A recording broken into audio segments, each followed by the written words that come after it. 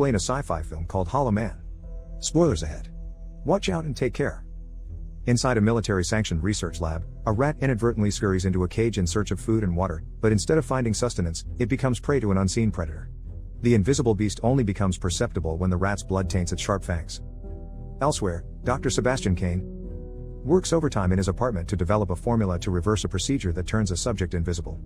He stops for a while to admire his alluring neighbor in the next building as she changes her clothes. Sebastian's anticipation of seeing her undressed turns to disappointment when the woman shuts the blinds on her bedroom window.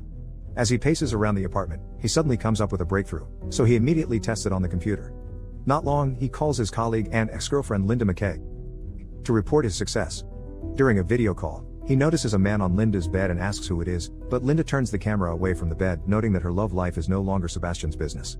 After showing Linda the breakthrough formula, he asks her to call their colleague Matt Kensington to prepare the gorilla Isabel so that they could conduct a live test. After dropping the call, Linda wakes up Matt and tells him that they have to go to the lab immediately because Sebastian finally cracked the reversal formula. Linda tells him that they should go in separate cars to keep their relationship a secret from Sebastian. Matt hints that they will have to let Sebastian know at some point, so Linda assures him that she will do it someday. Upon their arrival, Matt goes straight to Isabel's cage to sedate the invisible gorilla, but before he could inject her with the solution, the animal scratches him and runs out of the cage. As Matt chases the ape, he runs into Sebastian in the hallway. After grabbing a tranquilizer gun, Sebastian initiates a $10 wager, saying he'll be the one to get Isabel first. With the gorilla cornered, Matt shoots her with the tranquilizer, but he misses. Sebastian immediately follows up with one shot and hits the ape, knocking her unconscious. Dr. Sarah Kennedy, the lab veterinarian, suddenly barges in and confronts Sebastian about injecting the new formula into Isabel without even testing it. Sebastian argues that skipping the tests will save them time. Linda interrupts their argument to tell Sebastian that the lab is ready. After checking Isabel's vitals, Sarah sprays the gorilla's arms with a dye and taps it to prepare for the injection. As Matt prepares to inject Isabel with the serum, Sebastian grabs the syringe from Matt, saying the honor should go to him. Soon after injection, the serum travels through the ape's veins and makes its way to the heart. The research team watches in amazement as Isabel's vital organs become visible. However, the gorilla starts thrashing around in pain as her blood pressure and heart rate rise. Soon the ape starts going through cardiac arrest and eventually flatlines, so Linda hits her with the defibrillator several times. Sebastian asks Matt to administer an intracardiac injection after getting no response, but before Matt could inject the gorilla, her heart starts beating again. As her condition stabilizes, Isabel's body slowly becomes visible. The research team celebrates their success by dining in an upscale restaurant. During a moment alone with Linda, Sebastian reminisces about their failed relationship and hints that he wants to get back together with her. However, his hopes of rekindling their relationship are soon dashed when he notices her pulling back when he tries to kiss her. Days later, Sebastian meets with an oversight committee at the Pentagon to report his findings. But Linda and Matt are surprised to hear Sebastian telling them that he was unsuccessful at reversing the procedure. Sebastian tells the committee that the research team is close to finding a solution, but they still need more time. Dr. Howard Kramer, Sebastian's former teacher, praises his ingenuity and determination, but he warns Sebastian that the government can easily replace him if he doesn't show them any results soon. Sebastian tells Linda and Matt that he wasn't ready to let the military know about their success, fearing that the government will take over the project once they report their findings. Sebastian suggests conducting a test on humans without letting the government know. Matt reminds him that there are rules and procedures, but Sebastian argues that following the rules will get them nowhere. Sebastian assures them that they will have a better chance of winning the Nobel Prize by taking the project into their own hands. When they get back to the lab, Sebastian tells the rest of the team that they got the clearance to go ahead with human testing because he volunteered. Sensing the team's apprehensions, Sebastian reminds them that they had successfully brought back 7 apes in the past 4 weeks. He stresses that human testing would be the next logical step if they want to keep the project going. Once they go through with the procedure, Sebastian will stay invisible for 3 days before performing the reversal. On the day of the procedure, Matt tells Sebastian that he can still back out, but Sebastian is determined to be the first human test subject for his experiment. On the operating table, Sebastian takes the serum from Linda, saying he'll inject himself so Linda won't be blamed if anything goes wrong. Soon after shooting the serum into his vein, Sebastian starts feeling a tingle in his arm. He suddenly starts thrashing around from the pain as his skin starts to vanish. Seeing his unstable heart rate, Carter Abbey, the emergency medical technician, immediately brings the defibrillator beside the operating table. But before they could shock him, his heart rate begins to stabilize even as he writhes from the pain. Soon, Sebastian loses consciousness while his body slowly turns invisible. After 17 hours, Sebastian finally wakes up.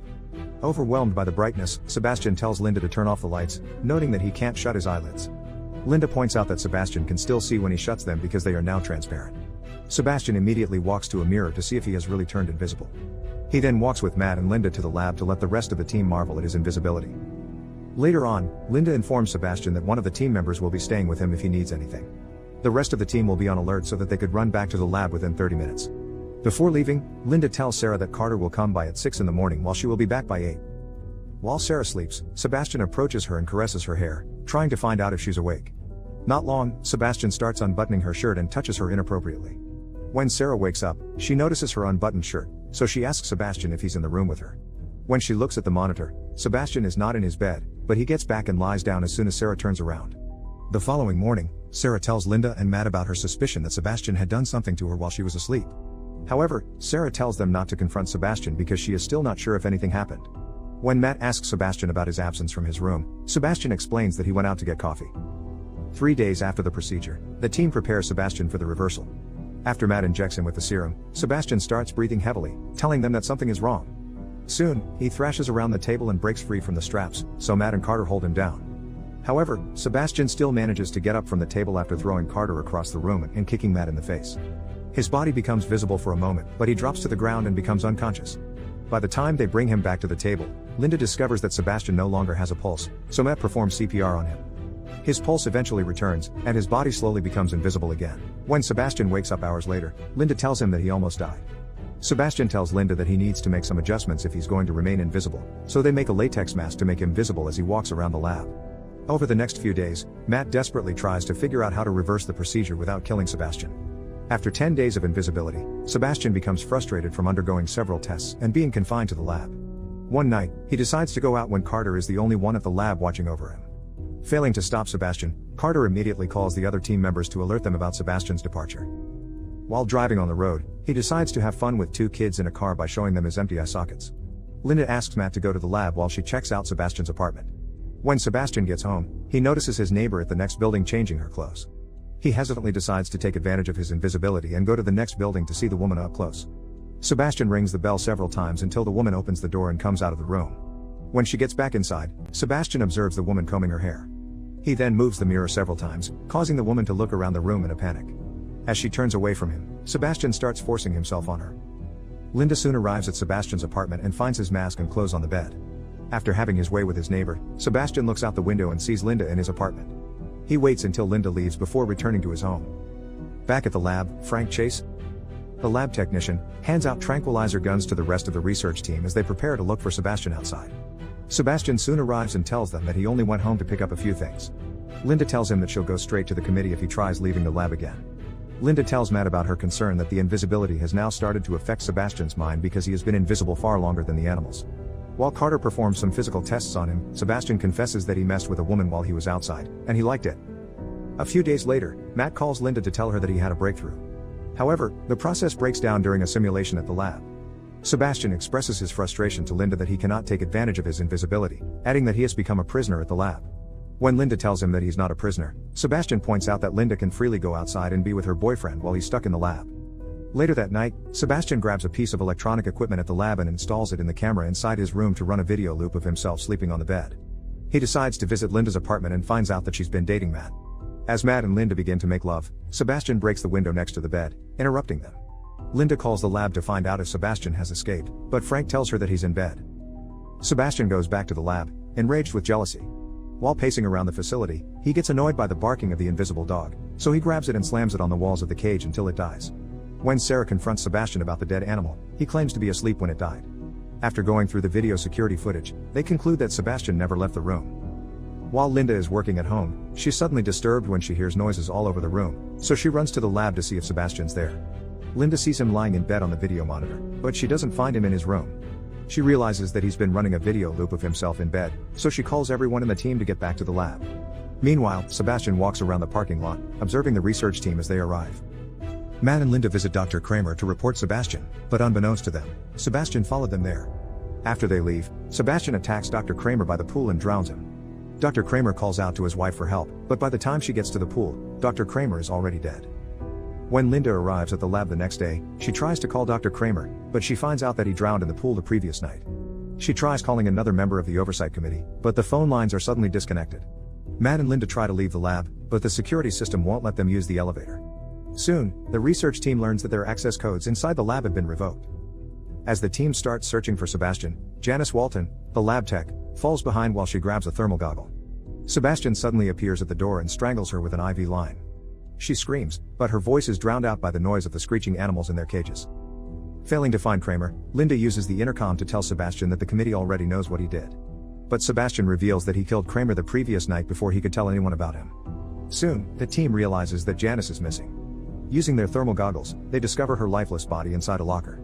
Linda asks Frank to restore their access code so that they can activate motion detectors. When they see someone moving through the corridors, Matt and Carter arm themselves with tranquilizer guns to find Sebastian as Linda guides them. Carter sees heat signatures behind the pipes, but Matt discovers that the heat is coming from the vent. While Matt is not looking, Sebastian grabs Carter while hiding on a ceiling pipe. Matt shoots him, but he misses and hits a pipe instead.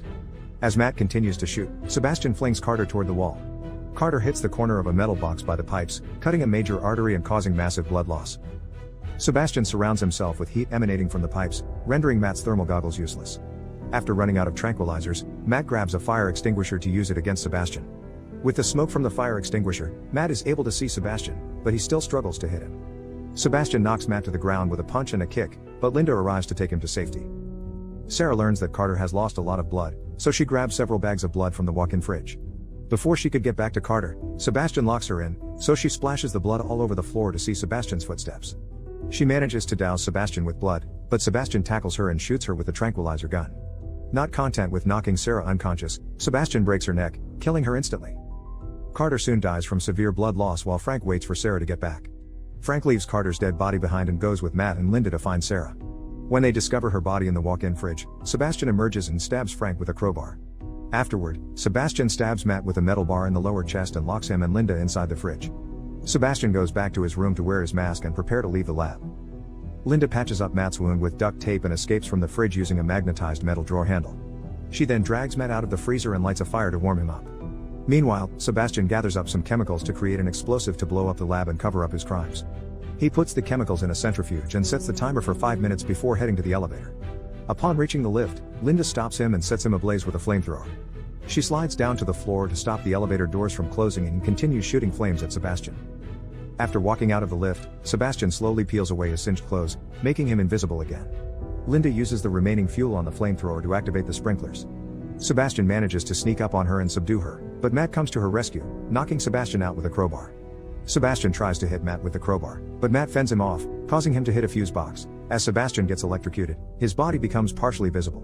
Matt and Linda discover the makeshift explosive that Sebastian made, so they run to the elevator in the hopes of climbing the ladder that leads outside. As they climb up, the makeshift bomb explodes, sending the elevator upwards, scraping Linda's shoulder.